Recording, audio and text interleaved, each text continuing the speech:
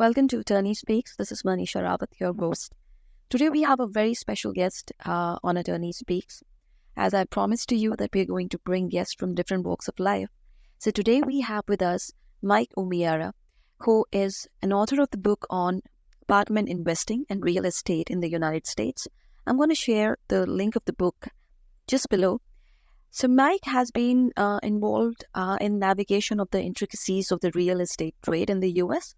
As I've described before, he is a writer of a book on real estate and investment and apartment investing. So my first question to you, Mike, would be how money is made in real estate? And before that, yes, welcome to our podcast. Isha, How are you today? I'm doing pretty good. It's towards the end of the day and it's the middle of the night over there in Indy. So what are the strategies that work best in the US market? Well, I'm from the Indian market and real estate here is really buzzing. But I just want to know how money is made in the real estate in the United States and probably the strategies that work the best for you people. In apartment investing, it's actually interesting from the standpoint that people are, I guess, different investors. It depends on the size of the project that you're buying, and it's usually by unit size for the complex. So if a complex is a smaller complex, like 20 or 30 units, it falls into kind of a different type of financing. The product that we buy is typically larger than 80 to 100 units, and the financing comes into play where it doesn't matter how much money you have to have experience as well in that asset size. Well, let me give you an example. And we typically, our investing group typically puts down a pretty heavy down payment. We don't use a lot of leverage. Instead of like 25% down, we might put 35 to 45% down. And when you get that, you get better financing terms. And we have a repeat partner with us since 2004. He and his partner put in $600,000 into one of our projects. And through refinancings and profits and sales and everything like that, that 600,000's turned into about 10 million in just shy of 20. Can you let us know what is affordable housing? I mean, does it actually exist in the US? Like we have affordable housing here, the concept plays in India as well. How does it work, in terms of the US real estate market? And it's called Section 8 housing. And if you meet certain lower income requirements, you get a housing voucher. And, if your rent's, say, $1,500 a month, as long as you behave properly, don't disrupt, don't cause problems, things like that, the government might pay $1,000, $1,100 of that $1,500. And we typically try not to go into areas like that because they're typically lower grade properties, A being the best, D being the worst. One of my first deals was in 2003 with a 64 unit property. It was kind of funny because when we went through it, nearly everybody in that project had a bigger television set than me, and they were on Section 8 housing. But that was one of the biggest profits I've ever made on one in the shortest period of time. It was in Galveston, Texas, right on the coast. How does it work there? It is. I will tell you, the state of Texas is pretty large. And we focus in there and go into Louisiana a little bit that's nearby us. But Manisha, the key is really, and it's going to sound crazy because there's a lot of catch-22, You can't qualify for a loan as a principal until you demonstrate that you have experience. So if you're trying to buy a 250 unit apartment complex and you've never owned anything over 50 units, one of the big financing arms is Fannie Mae, Federal National Mortgage Association. It's a government-sponsored agency that basically backs up or secures lenders, and they have very high requirements. If you to be successful, the market is the broker market is very small. It's typically controlled by just a few brokers. So if you're not sure if you can close on a property and you put, 2 or 3 properties under contract and don't close on them, that broker won't return your calls anymore, and it's really hard to find properties. Okay. Also, I wanted to know how the regulation policies in the work. I mean, how does the government work and regulate the real estate investments? That'll be really interesting to listen to. There is, a set protocol as far as the India scenario is concerned.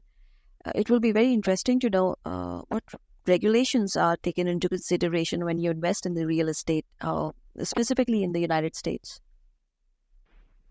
In my book, I outlined an example that we had with our lender. You can qualify for the bank loans, but Fannie Mae, which backs those loans and gives liquidity to the lenders, they require the key principal or the person that's signing the lease, signing the contract to purchase the property, as far as regulations and everything go. They have to have at least a $10 million liquid net worth and demonstrate experience in that size asset. And the example I gave in the book was we're very close with our lender. I should say our lender rep. And he had a gentleman that sold a retail property, non-apartment, just straight commercial real estate, just a retail center. He made a $6 million profit off of it, and he wanted to buy an apartment complex, and the lender wouldn't approve him. $6 million liquid cash, and they would not finance a loan for him because he had no apartment experience. Also, we talk about a lot of green building tactics and sustainability, when it comes to the construction. So, what is your view on that? Do you people also work around sustainability and, green buildings, stuff like that, to keep the sustainable thinking and construction in mind before proceeding to real estate constructions and investments? How does it, you know, uh, received in the United States? There's been, it's not in apartments as much, but the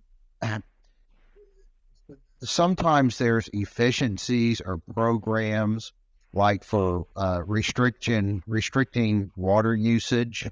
Um, Solar is still pretty expensive. But the thing is that when you look at things like that, um, like if you're trying to cut your electricity bill, which is typically a pretty large line item, in the United States, when you pay $1,500 for a 2-bedroom, 2-bath apartment, let's say, the tenant pays the electricity bill.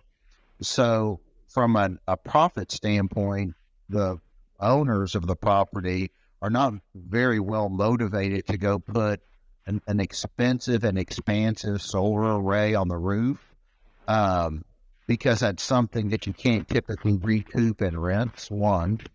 And two, the windows. That's something that can cut electricity a lot, but windows are pretty expensive. And so the sustainable or the green energy, it's not something that we've really come across a whole lot, to be honest with you. Like, Also, how does the technology works, in the apartment investing? Are the apartments more technologically equipped and they are tech savvy? How does it work there? Apartments, um, there's smart smart thermostats and stuff like that people can install. There are some for some of the higher end properties. We typically buy A or the highest rated, most recently built, most expensive apartments with all the bells and whistles. Um, we don't typically invest in those. I mean, there's, Bluetooth technology and stuff like that with the gym and enhanced, like the Ring video doorbell type stuff that can go in from a safety or security standpoint. But the technology aspect of it, that would be something that I think would be found in new construction or Class A properties. And our business model, we don't really pursue those. The turnover's too high with upward mo- upwardly mobile tenants, and the turnover cost is what kills you in apartment ownership when you're having people move out every 6 to 8 months and you're having to redo the carpet and paint. And Class B tenants where we focus tend to be a little bit more stable and stay for a couple of years. Also, this is a very personal question. Do you people transact through cryptos and blockchain? I mean, because technology is so much in, and every sector is utilizing the blockchain transactions. Does it happen in real estate also? That'll be so interesting to know. We really don't do that aspect of it. Our deal structure is pretty simple. That there's a lot of people. The example I gave you a while back on the guy that had $6 million that wanted to get into apartments. He got into apartments. What he did is our lender sent him our way, and we ended up putting him in a couple of properties, and because our group had the experience, so he came on as a more of an active partner, not a passive partner. But when we go out to bring people in, the blockchain technology and stuff like that, I have a working knowledge of it. But the what we do is when we get ready to buy a complex, we have people from $100,000 to $200,000 and up that want to get involved in it, and they can't go buy a $15 million apartment complex, but they can come in and get a pro rata part of it and just come in as a partner with us. Well, I wanted to know about crowdfunding in the real estate in the United States. It's a concept which is being explored here. There are like various platforms, online platforms, offering the concept of crowdfunding in the real estate. But how does it work there, and how successful is it there in the United States? It's very poor. Okay. And the reason why is that I started keeping it's been a while since I've sent it out to investors because I don't get it that much anymore. Okay. But there's a couple, and I can't name names, big crowdfunding deals and platforms, I should say, and they have extremely low minimums. Okay. And there was a couple of scandals within the last couple of years where people were raising a lot of money, and the crowdfunding platform in it is supposed to vet and do due diligence on the principal raising the money, or otherwise known as the key principal. And the thing is, you got a lot of key principals, one, and two, you have a lot of different commercial real estate types. You might have an office building that's 50% leased in California, And then you might have a retail center that just has a grocery store and everything else is vacant in Florida. And those are two radically different deals. And then you've got another aspect of having to make sure that the principal that's raising the money is an honorable person, that they haven't filed bankruptcy or anything like that. And I saw a deal that a crowdfunding deal celebrated and sent to me. And our partners are we have higher minimums to get fewer partners so we can communicate with them. I did the math on it, and the average, it was a big deal. I was impressed that they were able to close it, but they had, I think, 417 partners. And you just can't, I mean, you're passive and you're stuck with looking at a website dashboard and submitting, email requests, but you own 0.0001% ownership in it. You can't get any information. And when you have 6 or 8 partners in, we actually, even though it's a passive investment, we actually say, hey, we're thinking about refinancing. Hey, we're thinking about selling. Hey, we're thinking about doing a tax-free 1031 exchange. What do you think? And if most of them say no, we just hold on to the asset and keep, making money on it. So can we say it is a scam when it comes to crowdfunding in real estate, or it works other way?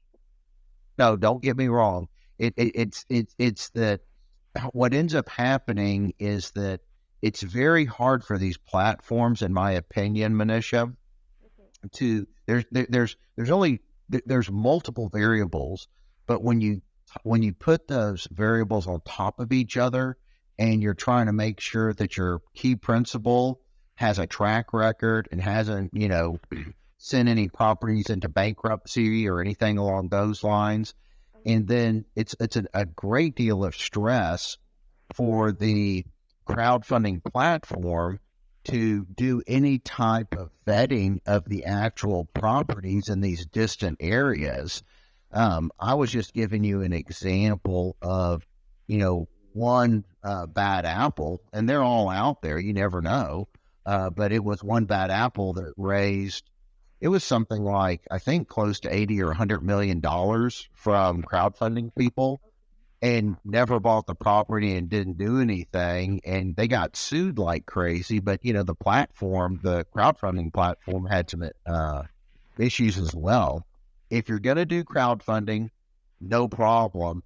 Just if you're putting 5 or 10 grand in there, that's fine. Just don't expect any feedback or anything like that. And when you sell the property or get a check in the mail or something like that, some people are fine with that. Most people that we deal with, they want monthly reports. We send out monthly checks and things along those lines. And most people want that. And then they've got my partner and my cell phone number to call. They don't go to just a website and see, oh, okay, the occupancy went up 3%. Also, I would like to know about your book. Can you tell us, a little bit about the book that you've written on apartment investing? That'll be really interesting for the listeners. In our load was we get a lot of different investors that are thinking about getting into apartment investing, and there's different types of real estate out there. There's office buildings, there's retail centers, industrial centers, apartments, and then there's properties here in the States that we call freestanding, single tenant retail investments, where you have a big company that just rents a 5 to maybe 12,000 square foot facility that's built for themselves. And I just got a lot of questions over the years, and I worked with a Fortune 500 company for a number of years that did the single tenant freestanding properties. And I just basically kind of pulled back the curtain on, problems with office buildings, problems with retail centers, how the deals are structured, as well as I think a lot of things that people that want to invest in just a freestanding uh, single tenant retail property that weren't even aware of the downfalls and issues that could happen. Well, let me tell you that Mike and I share, extreme love for animals. And my next question would be very interesting because I would like to know, Mike, what animal do you describe? What animal comes into your picture when real estate investing uh, comes into your mind? How do you describe what animal, plays the part? That's kind of an odd question. I would probably think that it would be a little bit of a bear, if you will. Um, they're the properties. If you get a bear that's upset, um, it's going to have a problem, and it's going to cause you problems. If you take care of it and keep things, and one example is like deferred maintenance. If you take care of it like you would a pet, but bears not, um, you're going to be doing fine. A lot of owners, when they have slips in occupancy because they over leverage their property, they'll start cutting back on deferred maintenance, and it starts a slide in your tenant type. Your all your ACs aren't up to stuff; they're running hot. You don't when you have turnover in the property, you don't really fix it up. It's nice. And then a lower grade tenant comes in, you have to lower rents to move them. You just got to take care of it like you would a pet. As long as you keep throwing that bear a big thing of meat each day, it stays happy. But if it gets hungry, it's going to cause you a problem. I hope you enjoyed this episode. I enjoyed it a lot. It must have given you perspective of real estate investing in the US and, some kind of a platform for real estate investing in India as well, because the principles are almost the same. Um, don't forget to check Mike's ebook and physical copy on Amazon. I'll try to provide you a link for that. Also, we will be bringing more and more interesting guests on this podcast. So don't forget to follow us on Spotify, Attorney Speaks. And you can also follow us on our YouTube channel, Attorney Speaks. Thank you so much.